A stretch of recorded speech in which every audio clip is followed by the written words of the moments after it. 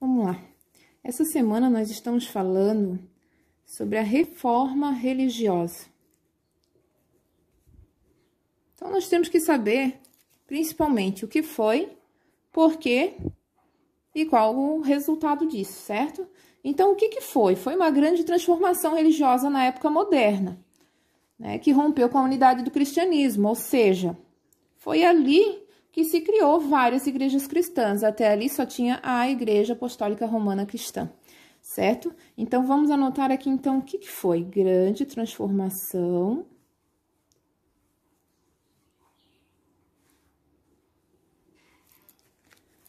religiosa da época moderna.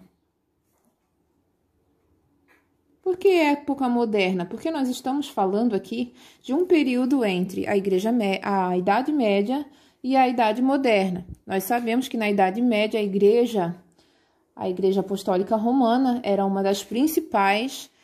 Eles tinham poderes não só religiosos, mas também políticos, e a influência deles era enorme no mundo inteiro, certo? Então, alguma coisa deu errado. Vou salientar bem aqui que a professora não está falando de religião especificamente, não está fazendo nenhum tipo aqui de apontamentos, mas está falando apenas de um período histórico que aconteceu. Muitos concílios foram feitos para que isso não acontecesse mais e para que não tivesse mais esses protestos. Mas esse período histórico aconteceu e nós estamos estudando ele. Então, vamos lá. Como aconteceu essa reforma religiosa? Primeiro, teve que ter um movimento protestante. Então, vamos anotar aqui. Movimento protestante. O que é um movimento protestante? Alguém protestando alguma coisa. Quem? Pessoas de dentro da igreja. As próprias pessoas que estavam dentro da igreja, que tinham acesso à leitura, que tinham acesso à escrita, né? Os padres, os monges começaram a ver aquilo que estava errado dentro da igreja e começaram a protestar. Então, vamos lá. Movimento protestante contra algumas questões.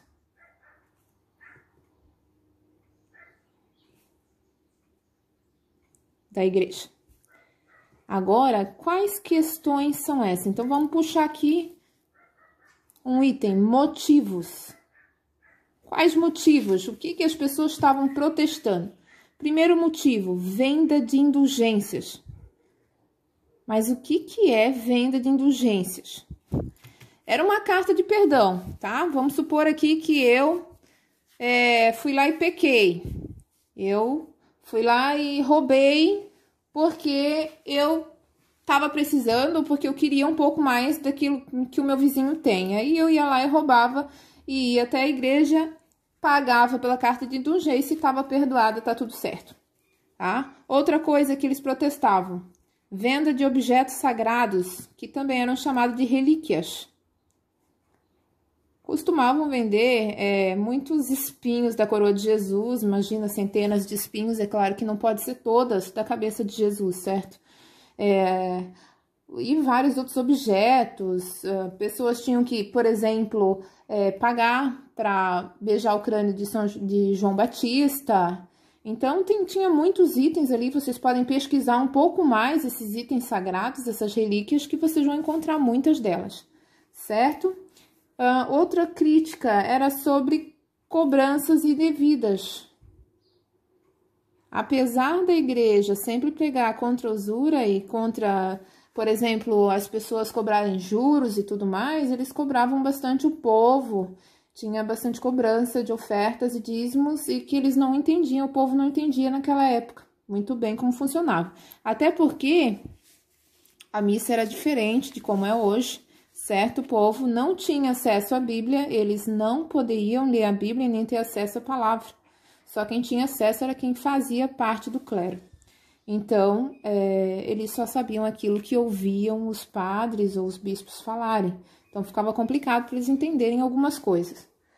Outra crítica é sobre os privilégios do clero. Privilégios do clero. Eles tinham tantos privilégios como os próprios nobres. Alguns viviam dos camponeses, né? Claro, eles tinham terras e não precisavam fazer nada, porque eles viviam à custa dos camponeses e muitos de dentro da igreja e de fora também não concordavam, tá? Aí, nós vamos puxar aqui algumas críticas da prática do clero. Práticas do clero. Quais práticas? Ter muitas propriedades, viver à custa de camponeses, como eu acabei de falar, e comportamentos inadequados. Alguns historiadores falam que até mesmo a prostituição era presente nesse momento aqui, nessa parte aqui da sociedade que era para ser um pouco mais santificada, né? Então, todas essas coisas eram criticadas pelos protestantes, certo?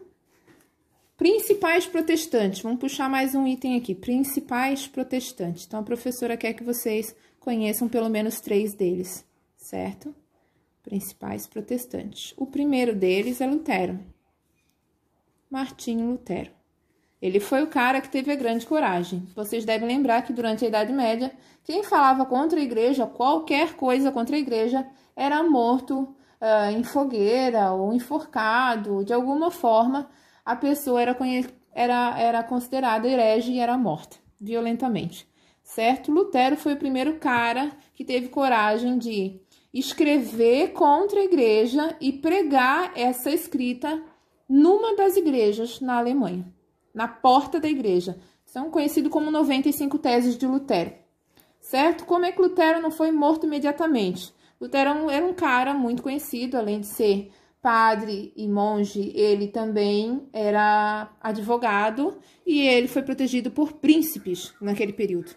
Então, ele não foi morto por causa disso, mas ele arriscou a sua vida muitas vezes. Então, o que Lutero falava? Ele dizia assim, somente a fé salva. Não precisava pagar, não precisava de mais nada, somente a fé salva. Ele criou a igreja luterana. Depois de tudo isso, é claro, né? Não foi logo de cara que isso aconteceu. Tá? Então, somente a fé salva. Lutero foi um dos primeiros a passar a Bíblia, que era do latim, para a língua dele, que era para o alemão, certo? Então, nós temos aqui Calvino, se chamava João Calvino. Esse cara aqui também criticava as coisas que Lutero criticava, certo?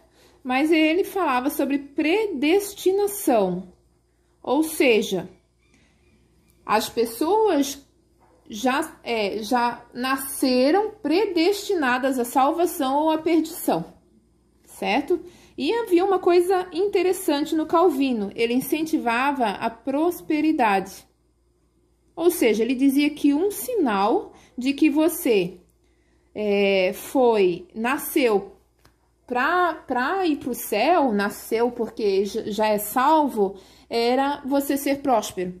O que fez e atraiu muitos burgueses, né? Quem lembra, os burgueses eram os comerciantes, então eles gostaram disso, porque daí a partir desse momento eles não iam se sentir culpados cobrando juros e tudo o que eles precisavam para enriquecer mais, certo? Então, Calvino, eles ficaram conhecidos de várias formas em vários países, não é que nem Lutero, que todos da igreja luterana, né, ficaram conhecidos de uma maneira só, né? Então, ficou assim, nos Países Baixos, vamos anotar aqui, eles ficaram conhecidos como presbiterianos.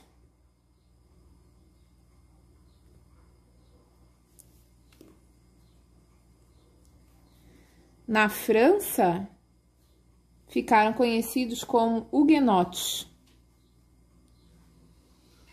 E na Inglaterra, ficaram conhecidos como puritanos.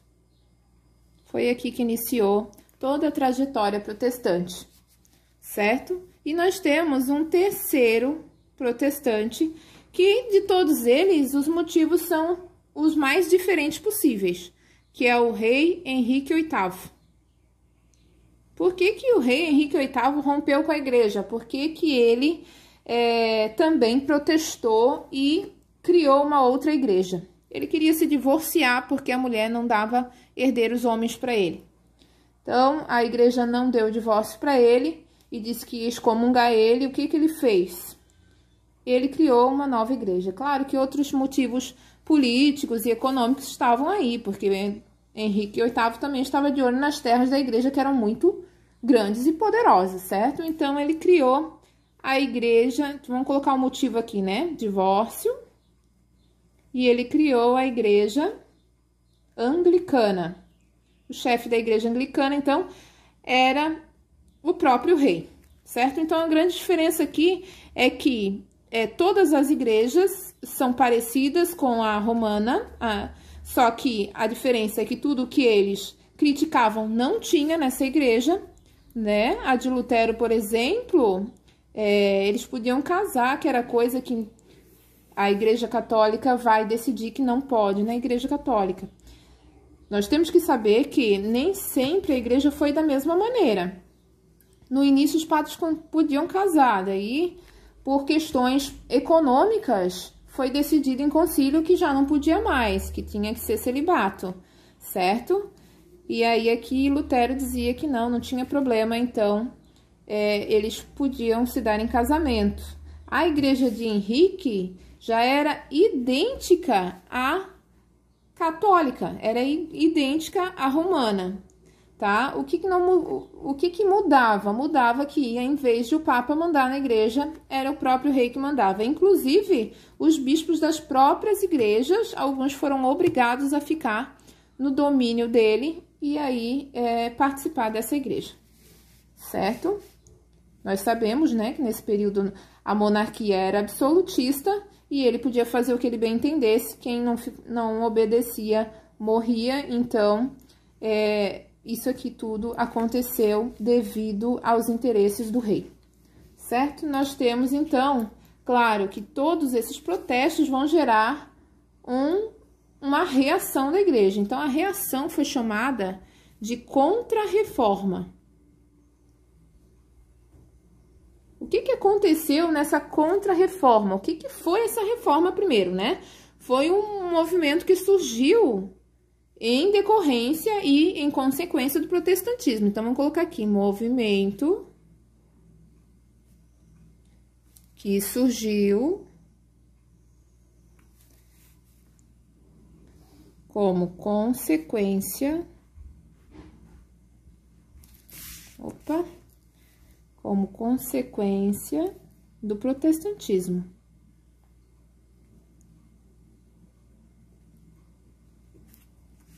Certo? Então, o que foi feito? Foi feito um concílio. O que é o concílio? Quando a igreja tem assuntos importantes demais e tem que reunir todos os bispos de todos os lugares do mundo, eles fazem um concílio, né? Naquele período era praticamente da Europa, porque eles ainda não tinham ido para o Novo Mundo e praticamente também não tinham ido ali para a África e outros continentes. Então, era praticamente o concílio na Europa, certo?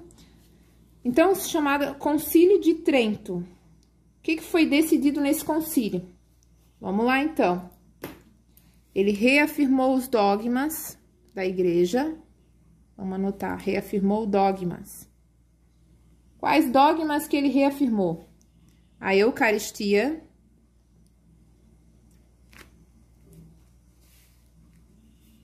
a veneração aos santos, que no caso de Lutero ele já não permitia, certo? Veneração aos santos.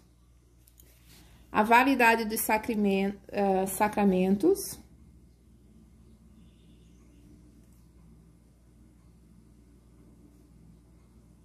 A tradição oral, ou seja, que as pessoas não podiam ler a Bíblia naquele período ainda, não decidiram que as pessoas tinham acesso. E nós temos as mudanças. É claro que teria que ter alguma mudança nesse concílio, né? Então, algumas mudanças, vamos ver. Primeira mudança. Os bispos residir nas dioceses, ou seja, na igreja que eles estavam ali ensinando, né? Residir nas dioceses. Segunda mudança, criação de seminários. porque infelizmente o dinheiro estava consumindo a igreja de tal forma que qualquer um que tivesse dinheiro, vamos supor aqui, né? Eu sou um senhor feudal e eu tenho 3 filhos. O filho mais velho fica com todas as minhas posses e os outros 2 não. Eles vão escolher entre ser cavaleiro, vocês devem lembrar, né? Ou fazer parte do clero. E eles podiam pagar para ser parte do clero e não só parte, mas ser uma autarquia do clero.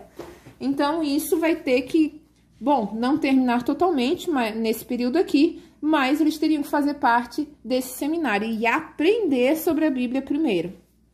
Criação de seminários, proibição da venda de indulgências, que era o que eles mais protestavam, né? Vamos lá, proibição de venda de indulgências.